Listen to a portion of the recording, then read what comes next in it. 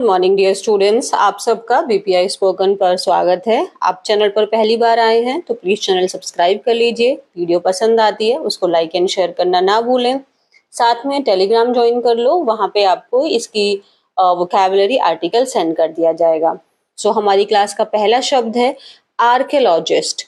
Archaeologist का अगर हम आपकी इटिमोलॉजी देखें तो इसमें जो आर्क है, ये जो आर्के है, इसका मतलब होता है एंशियंट। ठीक है, मतलब जो पुरानी चीजें हैं।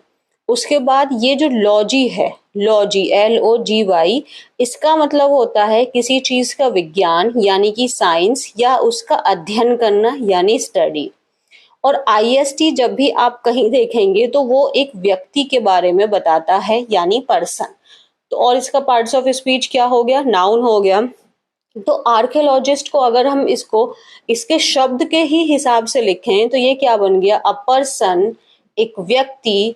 सो जो क्या करता है, हु स्टडीज, किस चीज के बारे में पढ़ता है, अबाउट एंशियंट थिंग्स। तो जो पुरानी चीजों के बारे में स्टडी करे उसको हम लोग आर्कियोलॉजिस्ट कहते हैं। और अगर इसमें सिर्फ और सिर्फ आपका आर्कियोलॉजी हो जाता, IST हट जाता, तो क्या मतलब हो जाता, to study about ancient things, that is your archaeology. ठीक है, so someone who studies the buildings, graves, tools and other objects of people who lived in the past. मतलब सिंपली बात हो गई। तो ये सब चीजें क्या हैं, ये जो भी पुरानी चीजें हैं, जो भी एंशियंट चीजें हैं, तो जो पास्ट से बिलोंग करती है, उन सब के बारे में स्टडी करने वाले को आर्कियोलॉजिस्ट कहते हैं। Done. She wanted to be an archaeologist. वो क्या बनना चाहती थी, वो एक आर्कियोलॉजिस्ट बनना चाहती थी। और क्या चाहती थी कि वो डिफरेंट टाइप ऑफ एक्सकवेशंस में पार्टिसिपेट करे अपनी यूथ में। जब वो युवा थी, जब वो जवान थी, तो वो क्या बनना चाहती थी, वो आर्कियोलॉजिस्ट बनना चाहती थी। और चाहती थी वो डिफरेंट टाइप ऑफ एक्सकवेशंस में पार्टिसिपेट करे। नेक्स्ट वर्ड है हमारा माउंड। माउंड का मतलब होता है किसी भी चीज का जो एक ग्रुप बन जाता है, उसको जो हम इकट्ठा कर देते हैं। पाइल का मतलब ही हो जाता है, जैसे नोटबुक्स हैं, आपने एक के ऊपर एक के ऊपर एक रख दी, तो ये आपका क्या हो गया, पाइल हो गया। पाइल ऑफ नोटबुक्स का मतलब कॉपियों का ढेर हो गया। सो माउंड को आप ढेर के सेंस में रखो। किसी भी चीज का, जैसे आप मिट्टी है उसका हो सकता है, so earth, stones etcetera, like a small hill, है ना। ये क्या होता है, ढेरी तो होता है, या लार्ज पाइल ऑफ समथिंग। तो हीप का मतलब भी सेम है, पाइल, स्टैक, मास। एक्यूमुलेशन का मतलब होता है किसी चीज को कलेक्ट कर लेना यानी कलेक्शन उस चीज का। और एग्रीगेशन का मतलब भी कलेक्शन ही होता है। So I have got a mound of work to do, मतलब I have got a lot of work to do, कि आज मेरे पास में बहुत सारा काम है, मीन्स मेरे पास ढेरों काम है। नेक्स्ट वर्ड है हमारा रेमनेंट, REMNANT। इसका मतलब होता है कोई भी जो एक बड़ा सा सामान था उसका छोटा सा पार्ट जो बच गया है, बाकी सब चला गया, अब इसका एक छोटा सा जो पार्ट बच गया है उसको हम रेमनेंट कहते हैं। So piece of something that is left after the rest has gone, means जो जो उसका मेन पोर्शन था वो जा चुका है, उसके बाद में जो छोटे छोटे टुकड़े बचे हुए हैं, जो लेफ्ट ओवर है, उसको हम रेमनेंट कहते हैं। रिमेन्स हो गया, पार्ट्स ऑफ स्पीच नाउन है। Leftovers, residue, leavings, reminder या relics. So these few trees are the remnants of the huge forest. मतलब एक एरिया था, वहां पे बहुत बड़ा फॉरेस्ट था, लेकिन अब वो पूरा फॉरेस्ट काट दिया गया है, अब सिर्फ कुछ ट्रीज ही वहां पे बचे हैं। तो जो वो कुछ ट्रीज हैं, वो बड़े वाले फॉरेस्ट को क्या है, वो उसके सिर्फ एक अवशेष हैं, सिर्फ उसकी रिमेन्स हैं। नेक्स्ट वर्ड है एंटीसिपेट। एंटीसिपेट करने का मतलब है ऐसा अनुमान लगाना, ऐसा उम्मीद करना कि ऐसा शायद भविष्य में हो सकता है, और उस हिसाब से खुद को प्रिपेयर करना। So to expect something to happen and to prepare for it. So foretell, fore का मतलब ही हो जाता है बिफोर, और टेल का मतलब होता है टू स्पीक। तो आप पहले से ही उस चीज के बारे में बोल रहे हैं, तो आप भविष्यवाणी कर रहे हैं। प्री का मतलब भी बिफोर हो जाता है, ठीक है। फोर का मतलब भी पहले से ही आप उन चीजों को देख रहे हैं। सो एंटिसिपेट करना मतलब किसी चीज का आप पहले से ही अनुमान लगा रहे हैं, आप पहले से ही ऐसा इमेजिन कर रहे हैं कि उस चीज के होने की संभावना है। तो we don't anticipate any trouble, हमें नहीं लग रहा कि कोई भी परेशानी होगी। नेक्स्ट है हमारा इंटैक्ट। इंटैक्ट का पार्ट्स ऑफ स्पीच एडजेक्टिव है और इसका मतलब होता है अगर कोई भी चीज इंटैक्ट आपको मिली है तो इसका मतलब वो आपको कंप्लीट मिली है, उसमें कोई भी डैमेज नहीं है। So intact means something that is complete not damaged, वो पूर्ण रूप से सही है, एंटायर है, कंप्लीट है, अनडैमेज्ड है, उसमें कोई फ्लॉ नहीं है, कोई कमी नहीं है, वो अनस्पॉइल्ड है।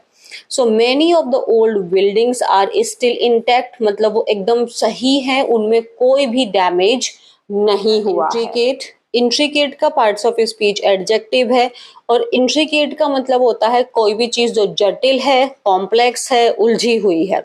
सो उलझा हुआ, so having many small parts or details put together in a complicated way।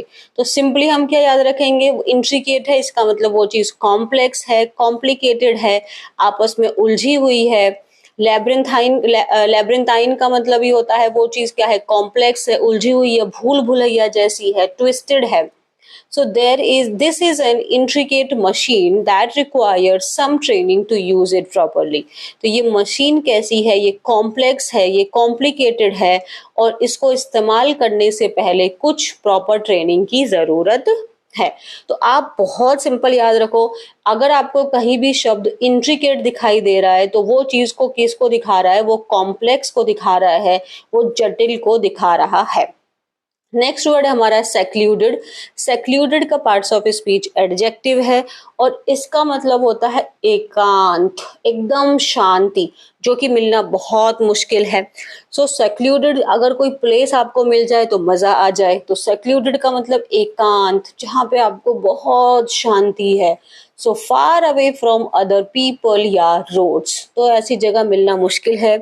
तो वो चीज कैसी है, प्राइवेट है। कंसील का मतलब होता है कोई चीज जो हिडन है।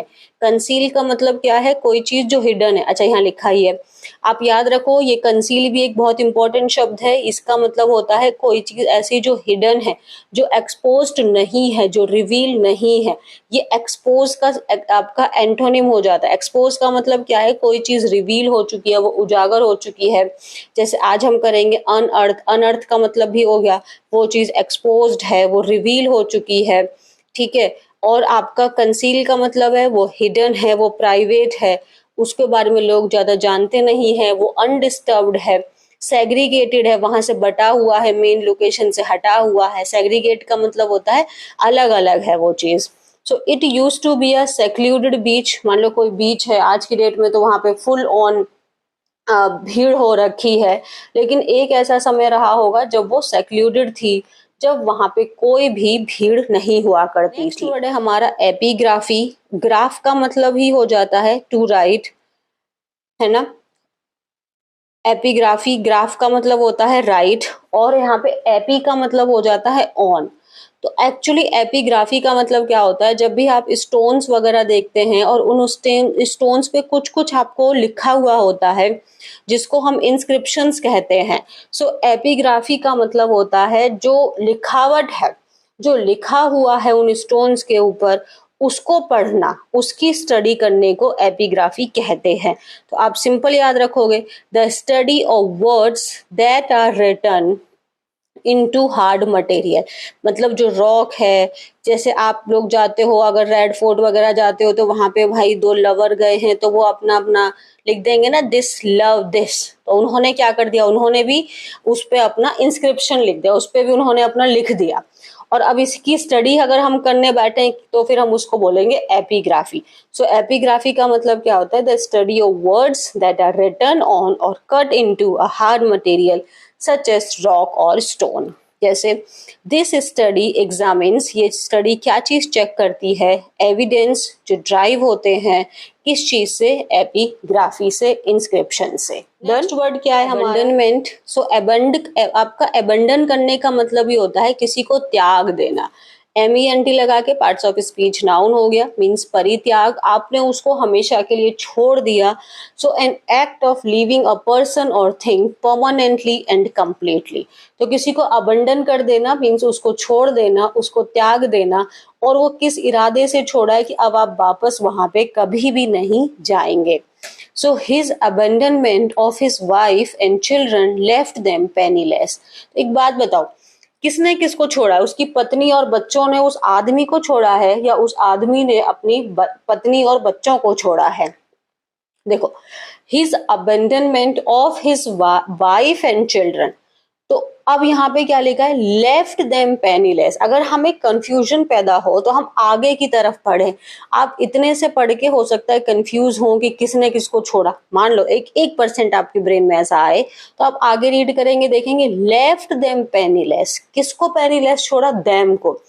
देम किसके लिए आ रहा है? ये वाइफ एंड चिल्ड्रन के लिए आ रहा है। तो ये इन दोनों के लिए आ रहा है देम। उनको पेनीलेस हो गए तो भाई किसने छोड़ दिया? उस इंसान ने, उस आदमी ने अपनी पत्नी और बच्चों को छोड़ दिया। मान लो वो उनको छोड़ के चला गया, ठीक है। अब जिसकी वजह से वो, उसके जो परिवार है, जो उसकी वाइफ और जो उसके बच्चे हैं, वो कैसे हो गए? एकदम गरीब हो गए। उनके पास में बिल्कुल भी पैसा नहीं रहा। नेक्स्ट है कॉपर प्लेट चार्टर्स। अगर आप कभी भी रीडिंग कॉम्प्रिहेंशन करें, इससे आपकी बहुत अच्छी इंफॉर्मेशन गैदर होती है जब हम इस तरीके से आर्टिकल पढ़ते हैं। सो कॉपर प्लेट चार्टर्स क्या होते हैं? ये एंशियंट टाइम में इनको यूज किया जाता था और ये एक इंडियन लीगल डॉक्यूमेंट्स हुआ करते थे जिसमें आपके लैंड के बारे में कि किसको कितना लैंड दिया गया है, जो आपके रिलीजियस प्लेस पे जो डोनेशंस है, उन सब चीजों को रिकॉर्ड करके रखा जाता। नेक्स्ट वर्ड है हमारा मैसनरी। इसका मतलब होता है the bricks and pieces of stone that are used to make a building. ठीक है। सो आपका मैशनरी का मतलब जो आपकी ईंटें होती हैं या जो भी स्टोन वगैरह यूज किया जाता है एक बिल्डिंग को बनाने में। तो several of the fire fighters were injured by the falling machinery, मतलब जो जो बिल्डिंग थी, जो उसमें से उसकी जो ईंटें गिर रही थी, उसके जो बालू वगैरह गिर रहा था, उसकी वजह से जो उस बिल्डिंग में आग लगी थी और उस आग को जो एक्सटिंग्विश करने के लिए आए थे, जो फाइटर्स उसको एक्सटिंग्विश करने के लिए आए थे, वो क्या हो गए? इंजर्ड हो गए। री इन्फोर्स करने का मतलब होता है किसी चीज को और मजबूत बनाना, उसको और स्ट्रॉन्ग बनाना। So to make something stronger, तो स्ट्रेंथन करना, उसको और मजबूत बनाना, फोर्टिफाई करना, सपोर्ट करना। जैसे अगर मैंने कोई बात बोली, आपने उसी बात में एक और बात बोल दी और वो आपने उस बात को, मेरी बात को क्या कर दिया है और उसको मजबूत बना दिया है मुझे सपोर्ट करके, उसको टफ बना देना। बोल्स्टर का मतलब भी सपोर्ट करना, उसको मजबूत बनाना, corroborate. We need to reinforce our sales capacity, तो जो हमारी सेल्स कैपेसिटी है उसको हमें और मजबूत बनाने की जरूरत है। वर्ड है हमारा मेटिकुलस। मेटिकुलस का मतलब होता है किसी काम को बहुत ध्यान से करना, उसमें अपनी पूरी अटेंशन लगाना, बहुत सावधानी से उस काम को करना। पार्ट्स ऑफ स्पीच क्या है? एडजेक्टिव है, क्योंकि ये आपकी विशेषता बता रहा है। तो बहुत केयरफुली उस काम को कर रहे हैं, so ultra careful. Painstaking means पूरा दर्द लेकर उस काम को कर रहे हो। एग्जैक्ट हो, आप डिमांड कर रहे हो कि सेम वैसा ही हो, आप थॉरोली उस काम को कर रहे हो, एक्यूरेट हो आप। So many hours of meticulous preparation, preparation noun हुआ, उसकी विशेषता बता रहा है किस तरीके की प्रिपरेशन, बहुत सावधानी से, बहुत मेहनत से किए गए, बहुत सारे घंटों के जो काम रहा है उसको हमने उसमें मतलब इस बुक को लिखने में लगा है। Many hours of meticulous preparation have gone into writing this book. तो इस बुक को लिखने के लिए बहुत सारे घंटे, बहुत सारे टाइम हमने इसको दिया है। वर्ड है आज की क्लास का इमेंस। इमेंस का पार्ट्स ऑफ स्पीच भी एडजेक्टिव है और इसका मीनिंग होता है कोई चीज जो बहुत बड़ी है, बहुत ग्रेट है। Synonyms huge, massive, colossal. Colossal की स्पेलिंग में याद रखना एल सिंगल आता है, एस डबल आता है, तो कोलोसल की स्पेलिंग इंपॉर्टेंट होती है। एल सिंगल आता है, एस डबल आता है और ये एक इम्पॉर्टेंट शब्द भी है। कोलोसल का मतलब है कोई चीज जो बहुत बड़ी है, ह्यूज है, लार्ज है। मेमोथ, मेमोथ की स्पेलिंग में डबल एम आता है, MAMMOTH। मेमोथ का मतलब बहुत बड़ा होना, लार्ज है, एनॉर्मस है, मोन्यूमेंटल है, एस्ट्रोनॉमिकल है। ठीक है। तो इमेंस का मतलब कोई चीज बहुत ज्यादा। So we completed the work with immense difficulties, मतलब हमने जो काम को पूरा किया, लेकिन किस तरीके से किया, बहुत डिफिकल्टीज के साथ में, बहुत प्रॉब्लम्स आ रही थी उस काम को पूरा करने में। So we completed the work with immense difficulties. यहाँ तक ये हमारी वोकैबुलरी है। अब हम लोग करेंगे article. So let's see the article. The article is archaeologist find 1.4 metre long Buddha head in Odisha. So archaeologist को क्या मिला है? 1.4 मीटर टॉल बुद्धा का हेड मिला है उड़ीसा में। और उन्होंने क्या बोला है? डिग इज ओनली गेटिंग स्टार्टेड, मतलब जो अभी ये खुदाई है, जो अभी एक्सकवेशन है, वो तो अभी सिर्फ शुरुआत हुई है उसकी, अभी तो और भी बहुत चीजें जानना बाकी है। ठीक है, अब यहाँ पे जैसे आप देखेंगे आर्कियोलॉजिस्ट दिया हुआ है, तो सब्जेक्ट हमारा प्लूरल हो गया। तो वर्ब कैसी है? प्लूरल। वर्ब की फर्स्ट फॉर्म लगाई है। और ये जो वर्ब है, सेकंड वर्ब जो दी हुई है, इसका सब्जेक्ट भी आर्कियोलॉजिस्ट ही है, इसीलिए यहाँ पे भी हमने प्लूरल वर्ब ही लगाई है।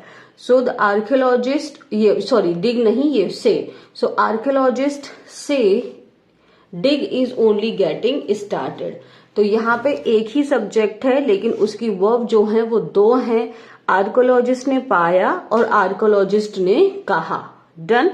अब हम इसको डिटेल में देखेंगे तो हमें और समझ में। ऑन December 1, 2024, जब भी हमारा डेट होता है तो प्रेपोजिशन ऑन लगाते हैं।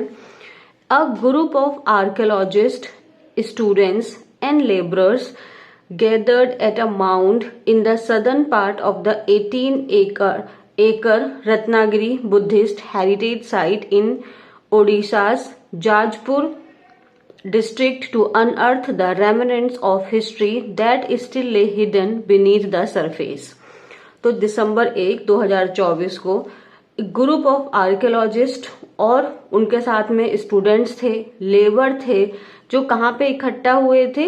At a mound. माउंड का मतलब हमने क्या पढ़ा है? पाइल, है ना, हीप, कलेक्शन। तो और ये लोग कहाँ पे इकट्ठा हुए थे? रत्नागिरी बुद्धिस्ट हेरिटेज साइट जो है उड़ीसा में, वहां पे ये लोग इकट्ठा हुए थे। किस लिए? टू अनर्थ। अनर्थ मतलब किसी चीज को एक्सपोज करना, उसको डिग करना।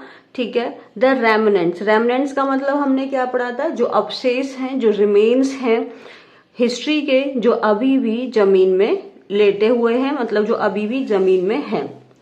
जो एक्सपेक्टेशंस थी वो मिक्स्ड थी, मतलब पॉजिटिव रिजल्ट आएगा, नेगेटिव आएगा। तो एक्सपेक्टेशंस हम लोग की कैसी थी? रिजल्ट थी।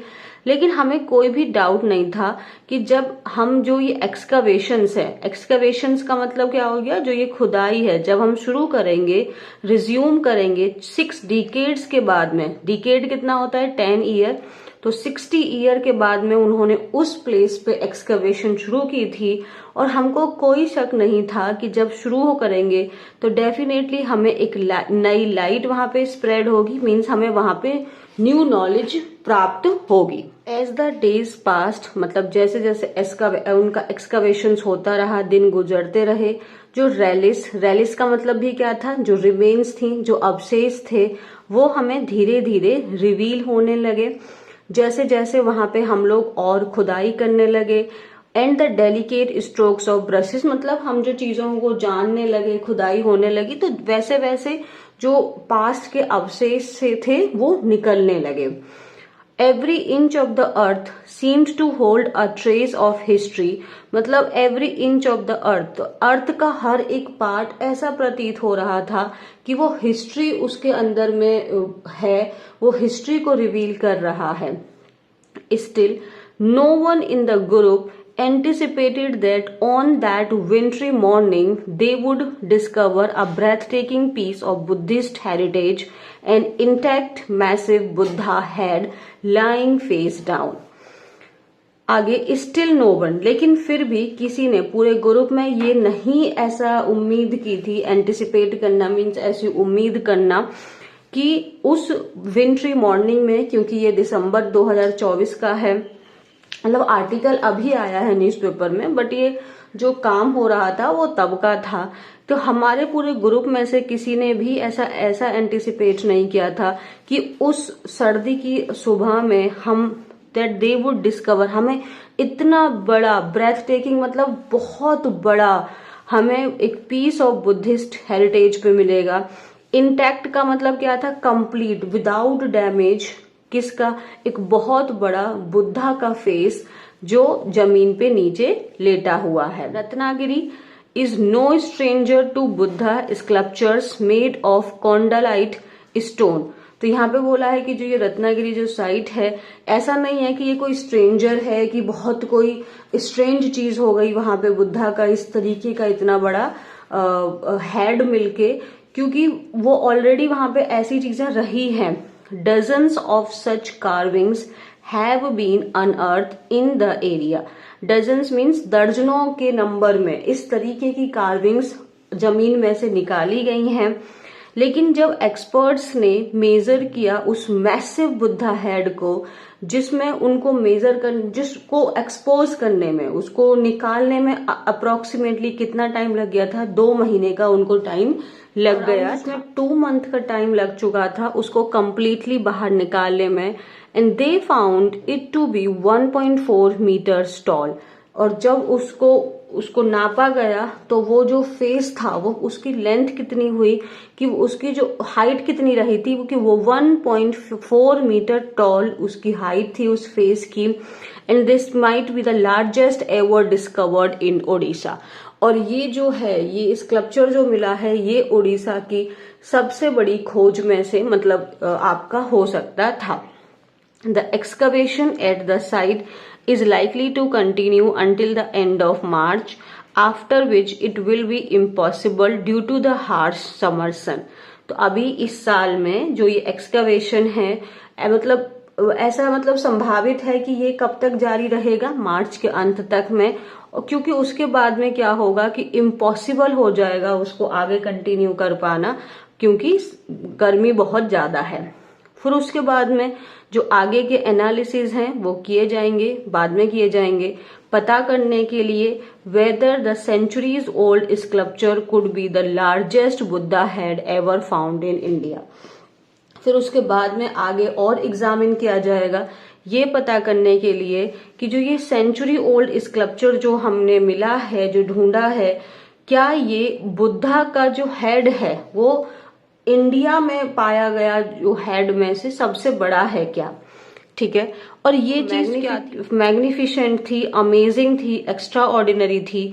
And there were wrinkles on its neck, मतलब जो स्कल्पचर जो उन्होंने को मिला है, जो हेड उनको मिला है, उसको डिटेल में एक्सप्लेन करते हुए उन्होंने क्या बोला है कि जो गर्दन थी वहां पर रिंकल्स भी थे। और मैं तो अमेज्ड था, आश्चर्यचकित था, at the level of expertise people had back then.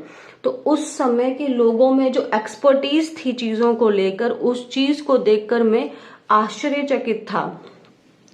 Carving such sharp and intricate features without modern tools, मतलब उस समय पे उन्होंने इतने शार्प और इतने कॉम्प्लिकेटेड फीचर्स को इतने अच्छे से बनाया है और बिना मॉडर्न टूल्स का इस्तेमाल किए।